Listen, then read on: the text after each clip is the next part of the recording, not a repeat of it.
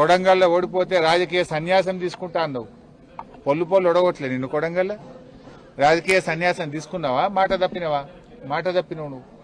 మాట తప్పుడు నీకు అలవాటు, పార్టీలు మారుడు నీకు అలవాటు, పదవులు కొనుక్కోవడం నీకు అలవాటు, కమిషన్లు కొట్టుడు నీకు అలవాటు, చిల్లర మాటలు మాట్లాడు నీకు అలవాటు. ఎందుకు ఈ పిచ్చి మాటలు మాట్లాడుతున్నావు?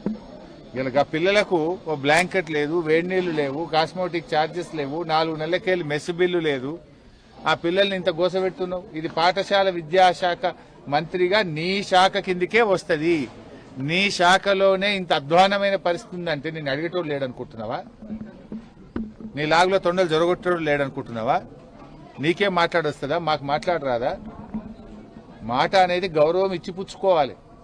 నువ్వు గౌరవం తప్పినప్పుడు, నువ్వు విలువలు లేకుండా మాట్లాడినప్పుడు ఎదుటి వాళ్ళు కూడా అదే పద్ధతిలో మాట్లాడవలసి వస్తుందనే విషయాన్ని గ్రహించి ఇప్పటికైనా తెలంగాణ తెచ్చిన పోరాట యోధుడు కేసీఆర్, తన ప్రాణాన్ని కూడా త్యాగం చేయడానికి సిద్ధపడ్డ నాయకుడు కేసీఆర్.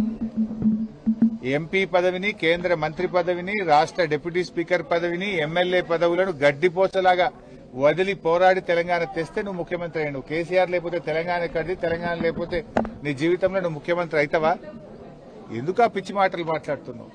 వయసులో నీకు తండ్రి లాంటి వాడు, తండ్రి లాంటి కేసీఆర్ గారిని, తెలంగాణ తెచ్చిన కేసీఆర్ గారిని అటువంటి మాటలు మాట్లాడొచ్చునా?